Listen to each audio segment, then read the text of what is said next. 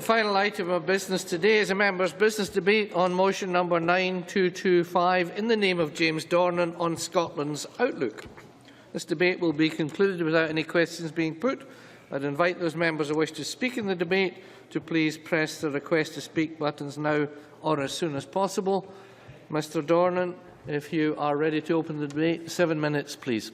Thank you very much, Presiding Officer.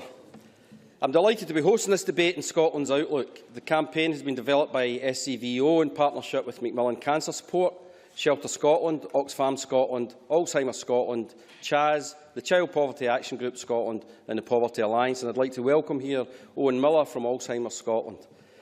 It uses a weather analogy to share meaningful examples of Scotland's poverty outlook. The aim of the campaign is to inform and educate people about the extent of poverty in Scotland, and has used social media to great effect to get their key statistics and aims out into the public domain. One of the tools that they've used to accompany the campaign is an online quiz. I took it, and I imagine, like most members, I was shocked to see the true extent of poverty in black and white in front of me. The shocking headline are that 870,000 people in Scotland are living in poverty. Of that, 1 in 5 are children. An appalling statistic in energy and resource-rich Scotland. But unfortunately, that's not the only appalling statistic that Scotland's Outlook highlights. One question was about the difference in life expectancy between a boy born into one of the wealthiest areas of the country compared to being born in one of the poorest areas. The answer is 14 years. Almost a decade and a half between the life expectancy of folk who can live within 10 minutes from each other. Another question asked about how many children a day are made homeless in Scotland. The answer? 60. 60 children a day made homeless in Scotland. And as we've continuously heard from third sector organisations, it's clear that the move to universal credit will cause more problems, particularly now that housing benefit will now be paid directly to tenants rather than direct to landlords. More than 20,000 of our children have used a food bank in the last 6 months. There was a 170% increase in demand on 2012-13, with benefit delays, changes and sanctions accounting for over half of referrals. In fact, it's the sanctions regime that has cropped up time and time again over the last 6 to 9 months, which is making life extremely difficult, both for the people who have been sanctioned and for third sector and voluntary organisations that are tasked with helping them. At his recent visit to the Scottish Welfare Reform Committee, Secretary of State for Scotland, Alistair Carmichael MP, said that, "I think there may well be a link between sanctions and food banks use, because sanctions are normally the result of the conduct of the claimant themselves." How misguided. However, for that argument to have any truck, we'd have to believe that the current sanctions system was fair, which we know it not to be. I'm sure I'm not alone in having had constituents contact me because they've been sanctioned for non-attendance. In one case, a constituent was verbally told a date for their next advisor meeting, which was a day after the date on the back of the letter. The constituent turned up on the date as verbally advised, was put down as having missed an advisor appointment and sanctioned for a month. You know, criminals don't get this sort of sentence. This is just shocking. The system needs to be far more flexible with regards to this. Even the right-wing think tank Policy Exchange, in the report Smarter Sanctions Sorting Out the System, released earlier this month, has condemned the current sanctions regime and noted that, under the current system, wrongly applied sanctions can cause hardship, stress and other negative outcomes for the most vulnerable families. The author of the report, Guy Campbell, has said that it is clear that there are a significant number of people who have had their benefits taken away from them unfairly.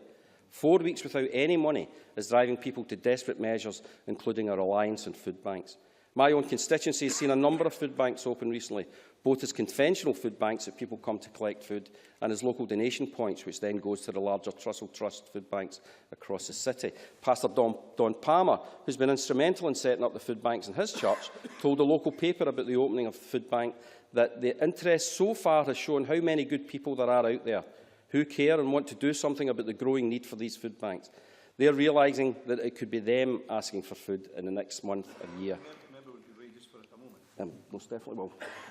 I thank James Dornan for giving away. I had last night at an event I was at in Parliament about the food bank in Stirling, which is actually run out of food, despite the huge effort put in by volunteers to gather resources together to allow it to continue.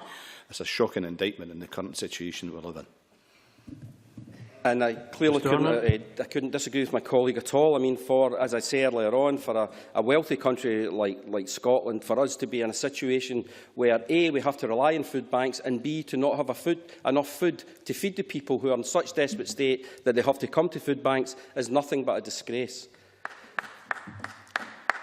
Thank you very much, Jim. That's a tenner well spent. And that is the crux of this Scotland's Outlook campaign. As well as the far too many people who are living in poverty, there are also hundreds of thousands more who are living in the breadline, just one unexpected bill or illness away from destitution.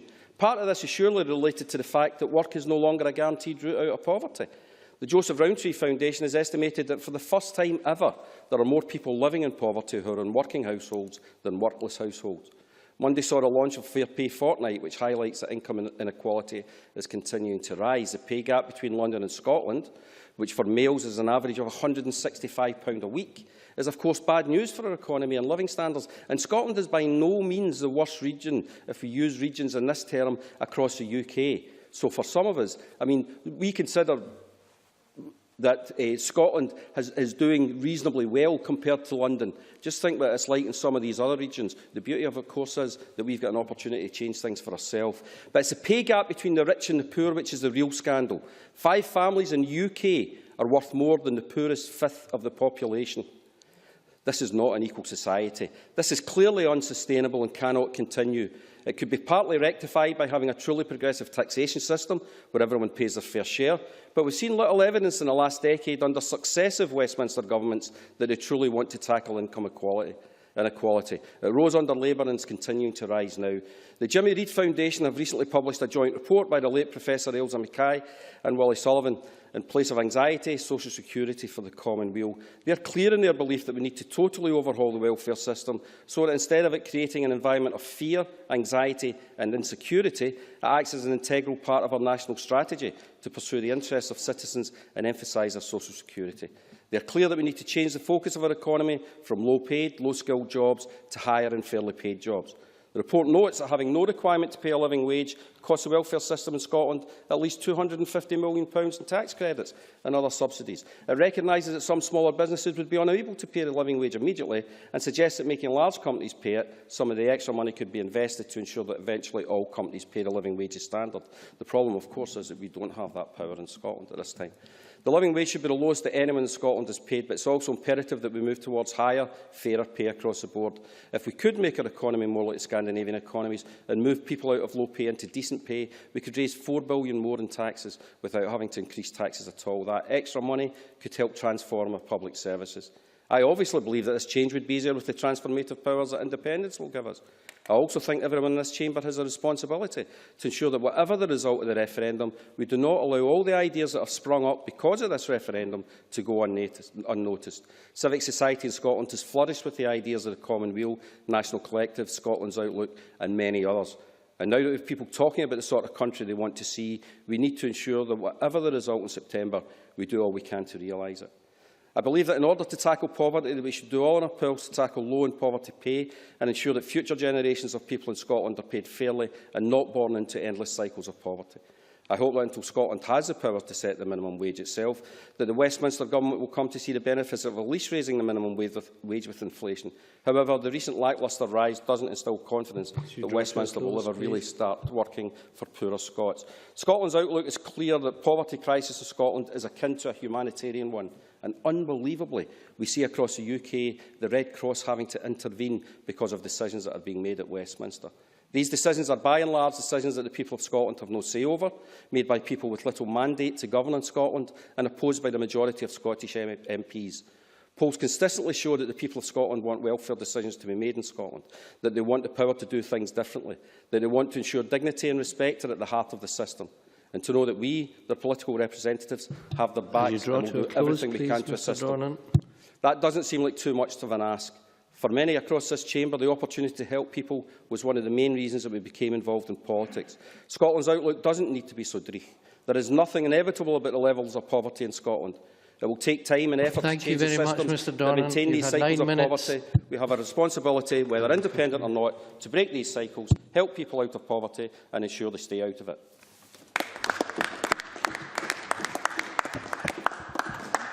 Now Colin Graham-Day, to be followed by Jackie Bailey. 4 minutes, please, or thereby. Thank you, Presiding Officer. Scotland's Outlook aims to highlight just how widespread poverty is within Scotland and how living in poverty will come to affect more and more of our citizens, even if they don't necessarily expect it to, and it undoubtedly succeeds in doing that. If reading even the SCVO briefing on the campaign doesn't make you angry, then frankly there's something wrong with you. Embedded in that briefing is the statement, Scotland is a rich country. It's unacceptable that people are living in real hardship. Absolutely. And if nothing else, contemplating the challenges being faced by many of our citizens, 870,000 of whom are deemed to be living in poverty, it does lay bare the obscenity, the utter obscenity of the UK seeking to renew Trident. Why would you spend up to £100 billion on weapons of mass destruction when a fifth of kids are living below the breadline? Poverty, of course, has many guises. Mention of the word for most people will conjure up images of deprived inner cities, but poverty isn't confined to urban sprawls. Rural poverty is real amongst not just those living in the more remote areas of Scotland, but in constituencies such as Angus South. And perhaps that's not so surprising when you realise that the minimum standard of living can cost up to 40% more in remote and not so remote rural areas compared to urban areas. And a single person on basic benefits wouldn't even have a third of what is needed to live on in some rural parts of Scotland.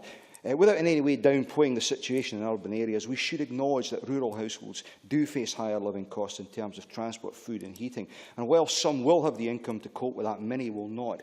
A report published last year by the Highlands and Islands enterprise found that transport costs could be up to £40 more per week for the average single adult in rural Scotland due to a lengthy commute to work and the higher price of petrol in such areas. But you don't have to stray far from the major conurbations to see the challenges. In my constituency, which takes in a significant population centre in Arbroath and borders Dundee, sits the town of Kirriemuir. It has only one petrol station, so there's no competition driving down fuel prices. Either you fill up there or use more fuel heading to Dundee, Perth or perhaps Forfar. Kirrie, with its rural hinterland, isn't on a rail line and the bus services as you would expect in such a part of the country. If you work, chances are you'll have to drive and perhaps a distance. Same too if you want to enjoy the financial benefits of supermarket competition. It's therefore no surprise that many rural households are living in poverty because on top of the areas of household spend I've highlighted comes the clincher, energy costs.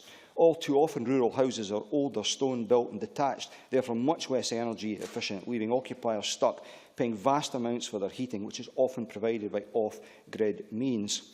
And as energy prices are soaring, they are hitting alternative fuels harder than mains gas. The cost of heating an average home with gas has risen £400 in the last 4 years. But those who have to heat their houses with LPG or home heating oil does have to deal with a heating bill rise that's closer to double that. My Westminster colleague Mike Weir has not only championed this issue with successive London governments, but on 4 occasions sought to help alleviate it for the elderly. Mike has fought for a timetable change to the winter fuel payments so that those who do live off-grid can access the support earlier in the year, which would help them make their money go further by being able to buy the oil or LPG in September when prices can be up to 35% lower. This would greatly help up to 200,000 pensioners living in rural Scotland who receive the winter fuel payments. However, whilst there's 4 attempts, 2 in the form of private members' bill and 2 through introducing amendments to UK government energy bills, have on occasion found support from other quarters, on each occasion they foundered. Both major parties in Westminster have indicated support for the principle. Neither once in government has then made it happen. Presiding officer, I note that the Labour Party have indicated that were they to be elected to power there in 2015, then they would seek to introduce such a measure. If they are elected, I hope they will see this through, because whilst I anticipate Scottish pensioners being able to benefit from such a move for only one winter ahead of independence, there are Welsh and English pensioners in the same boat. Can I, in conclusion, congratulate those third sector organisations which have come together to provide us with Scotland's outlook.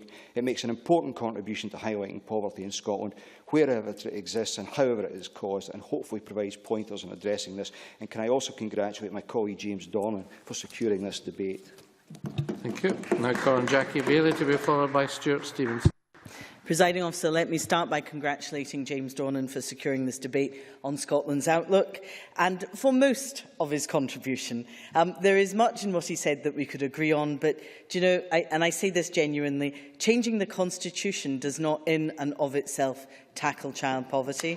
Changing the Constitution doesn't in and of itself end fuel poverty. Changing the Tory government absolutely does. Let me join with him, though, in congratulating SCVO and all those involved in the campaign, the Poverty Alliance, CPAG, Shelter Scotland, Oxfam Scotland, Macmillan Cancer Care, Alzheimer's Scotland and, of course, CHAS. Their purpose is to raise awareness of the scale and impact of poverty in Scotland and to find ways of working together to address that challenge. Now, I have to say, I always thought the weather was akin to a national obsession. We talk about it all the time. It's not surprising that we do so when we have all 4 seasons in one day. So it's a very clever way of engaging people, but actually also a very serious way of engaging people with the debate. But, you know, within that, there is an explicit challenge to all of us. We need to work together across the political divide to take concerted action, and that action mustn't be delayed or limited by the referendum debate. So the call for action from the sector is a call for action now, not at some point in the future. Now, I think there is no greater cause for all of us than eradicating poverty, and in particular, child poverty. I've worked in many areas of the west of Scotland. I've seen the life chances of children already shaped by the age of 3. I've seen the lack of opportunity for our young people and the struggle for families in work as poverty increases. And whilst child poverty under Labour fell significantly, with 200,000 children lifted out of poverty in Scotland alone, recent progress has stalled. And I make the observation that we should acknowledge that poverty fell by a greater extent in Scotland during that period than anywhere else in the United Kingdom. So this isn't about flags or borders. This is absolutely about the political will required to challenge child poverty. The real and pressing concern now is that we know that with the Tory welfare cuts, the levels of child poverty are set to rise. Now, in the short space of time that I have, Presiding Officer, I want to focus on in-work poverty, because it's always been the case, to echo James Dornan's comments, that the best route out of poverty is work. But some of the greatest falls in child poverty that we achieved was because we deliberately prioritised improving access to work, whether it was improving skills or removing barriers, and it was an approach that met with considerable success. But we are facing a cost of living crisis of enormous proportions, the like of which we have not witnessed in decades.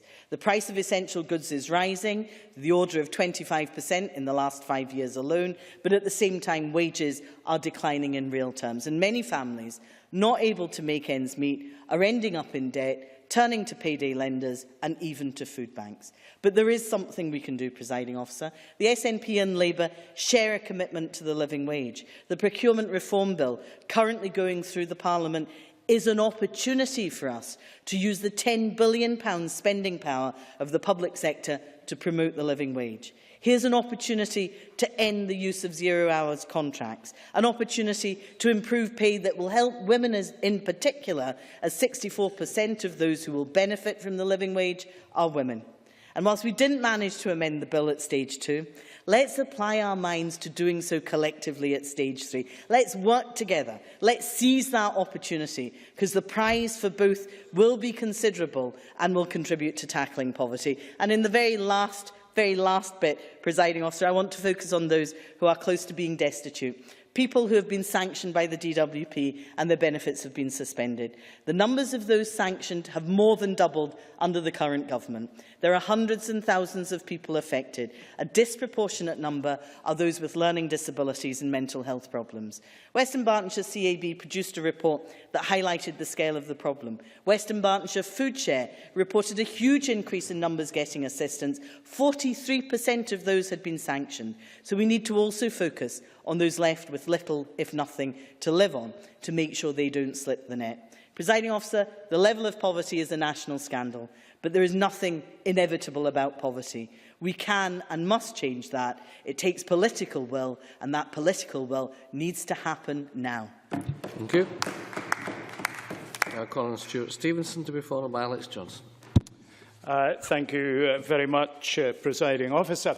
I think we in this Parliament and in parliaments across the world should remember that we are immensely privileged, not just to be parliamentarians, but we're economically privileged.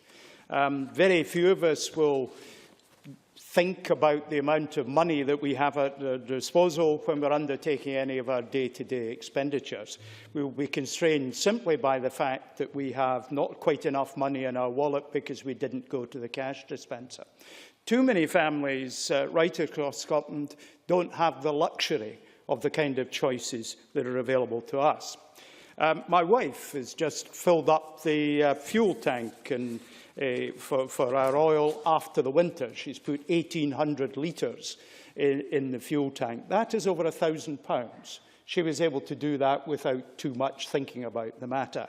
Too many families in rural Scotland do not have the opportunity to make that kind of choice to fill the tank to the brim. They buy in smaller quantities because they have less money. And when you buy in smaller quantities, you pay more. The difference my wife found this time between the top bid and the bottom bid on the fuel for her tank, and she phoned 7 companies on this particular procurement exercise, was something like 7 pence a litre.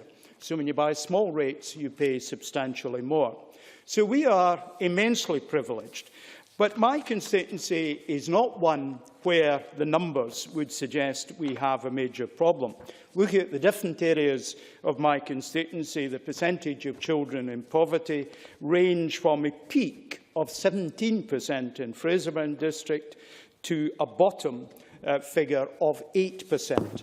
The figures for areas of Glasgow, not a single area of Glasgow, even prosperous areas, has a figure of percentage of children in poverty that is as low as my highest. The lowest figure that I have for Glasgow is 18%. The highest in my constituency is 17%. So we know that there is huge disparity across Scotland. But in a rural area, such as constitutes a great deal of my constituency, there is hidden poverty nonetheless. People living in a rural situation with relatively poor public transport, expensive heating through fuel oil, and children who are accordingly suffering. Now, some of the figures that are around that sustain this argument are quite staggering. 5 families in the United Kingdom, 5 families, that's the number of fingers on my hand, represent 1/5, have the same amount of money as 1/5 of the UK's population. That shows how skewed the distribution of economic resources is. Now, if we become disconnected from the concerns of our constituents and the concerns of the poorer people in Scotland, we make poor decisions. I think there are too many poor parents involved in parliamentary decision-making. And when I say poor parents, I mean parents who outsource the responsibility for the education of their children to schools such as Eton and Harrow. That is poor parenting to me. And the people who come out of that are not necessarily to be blamed, but they have little understanding of the reality of the life of too many ordinary people. We need more people who are connected and grounded to real life to make the kind of decisions that are going to support people. Now, I utterly congratulate the launch of the website Scotland's Outlook. As politicians, part of our job is to articulate complex subjects in simple and accessible ways. And when you just present a weather chart, a simple-to-use website, you make a familiar model that people see on the telly every night something that carries a complex message to a wide audience. And I very much congratulate all the organisations involved and James Dornan for bringing us this debate tonight. Presiding Officer. Thanks so much. Now call on Alex Johnson to be followed by Chick Brodie. Thank you very much, Deputy Presiding Officer. Can I begin by congratulating James Doran in bringing this motion before Parliament?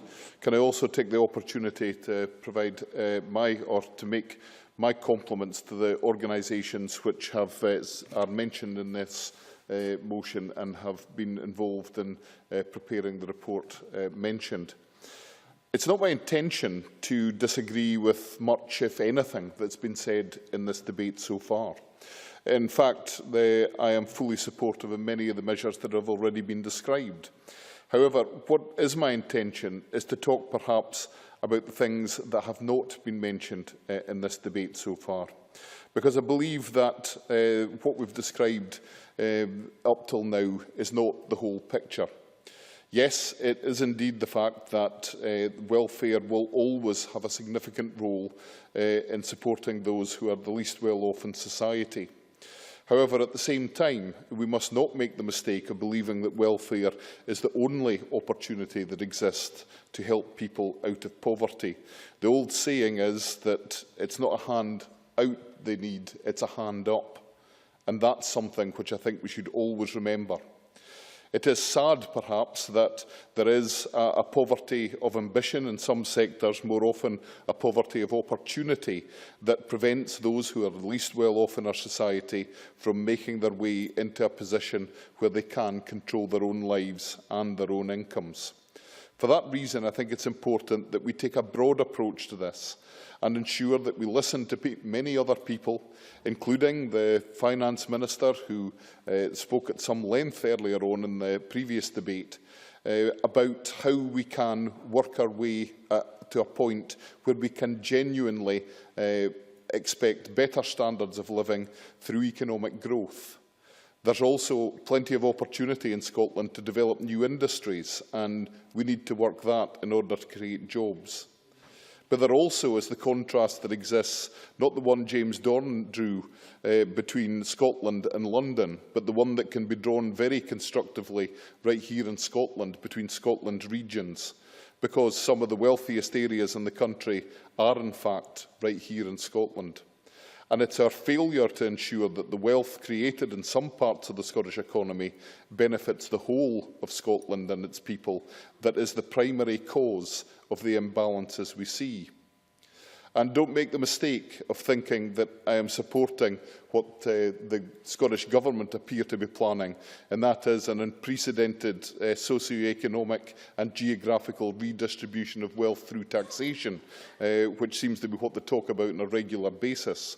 What I want to see happen is a genuine opportunity taken to ensure that we can get Scotland's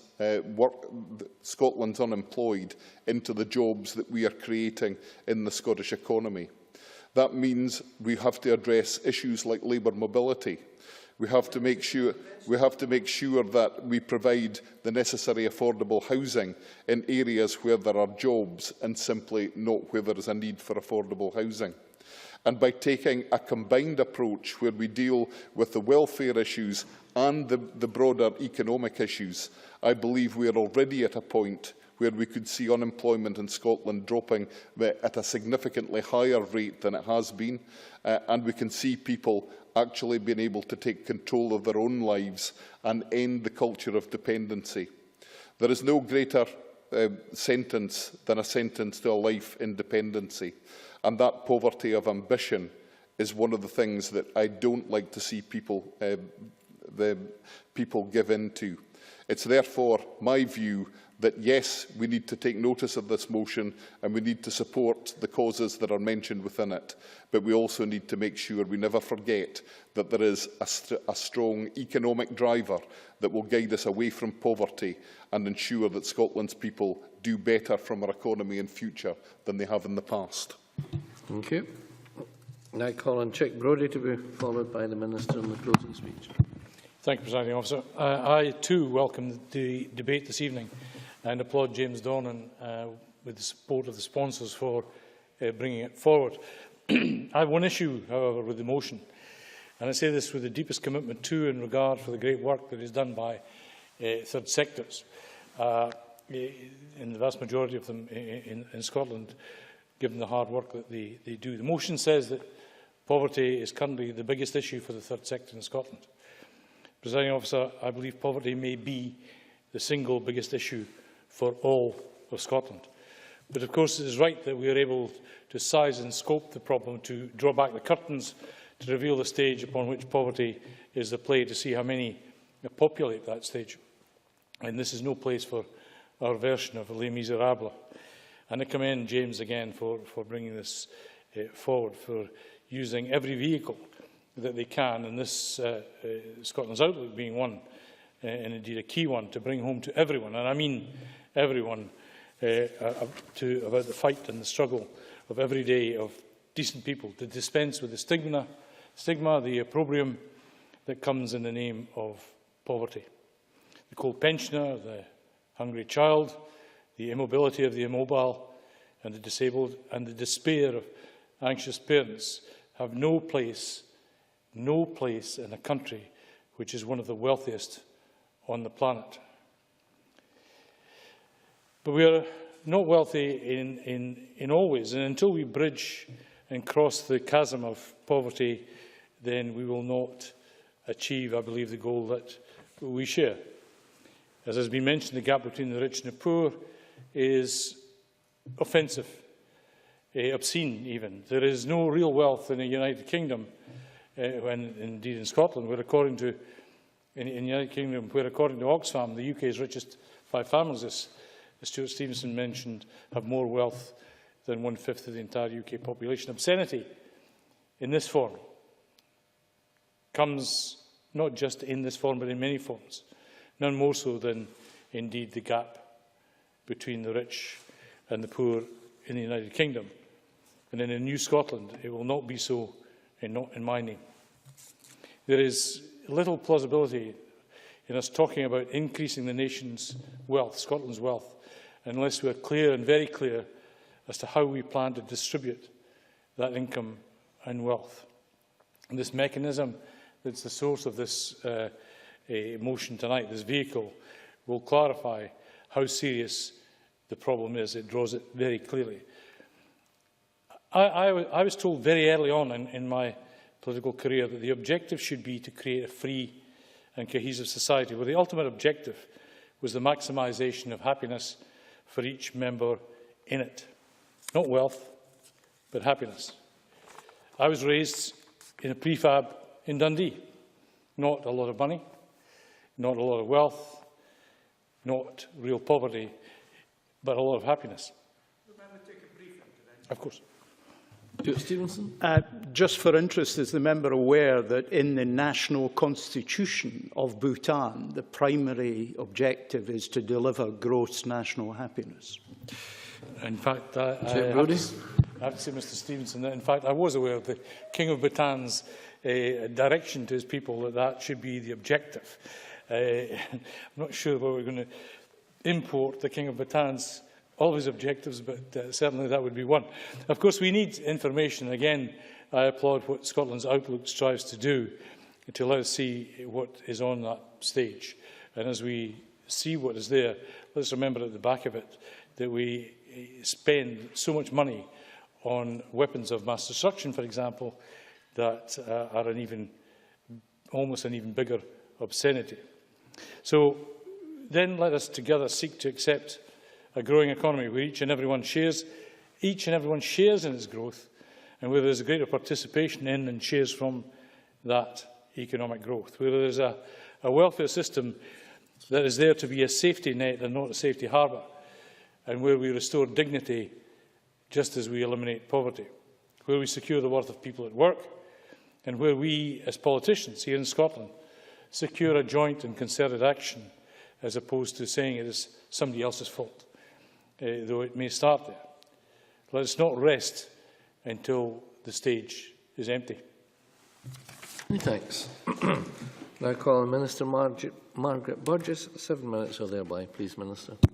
Okay, thank you, Presiding Officer.